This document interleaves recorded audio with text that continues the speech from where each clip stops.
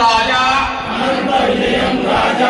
కుంతీ పుత్రో యుధిష్ఠిరః అనంత విజయం రాజా కుంతీ పుత్రో యుధిష్ఠిరః నకులః సహదేవశ్చ సుఘోష మణిపుష్పకౌ ధర్మరాజు అనంతమైనటువంటి సైన్యాన్ని కూర్చాడు. తర్వాత నకుల సహదేవుడు, నకులుడేమో సుఘోషము, సహదేవుడేమో మణిపుష్పకమైనటువంటి సైన్యాన్ని కూర్చాడని బాగుంటారు. అనంత విజయం రాజా కుంతీ పుత్రో యుధిష్ఠిరః అనేటువంటి పేరు ధర్మరాజు. కానీ యుద్ధంలో స్థిరంగా నిలబడతాడు అన్నమాట.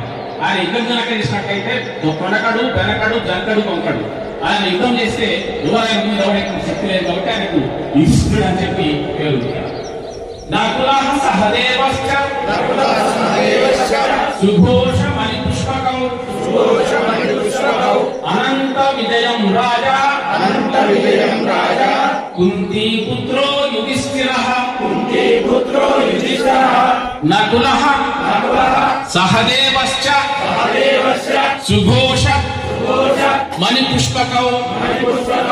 గీత విశాల యుగంలో పనితనం తప్ప పరాయణవాదం చూపించదు. అంటే అర్జునుడు శస్త్రాస్త్రాలను పక్కకు పెట్టేసి తన ముందున్నటువంటి తండ్రులు, సుతులు, సతులు అందరిని చూసి శస్త్రాస్త్రాన్ని పక్కకు పెట్టేస్తే చేయాల్సిన పని చేయాల్సిందే తప్ప దీన్ని వెనక్కిపోవాల్సిన ఆకారాలు అని చెప్పినటువంటి విషయాన్ని, జీవిత సత్యాన్ని, ఫలితాన్ని నేర్పించేటువంటి గీత పలాయనవాదాన్ని నేర్పించాలని చెప్పి తెలియజేస్తుంది. ఇది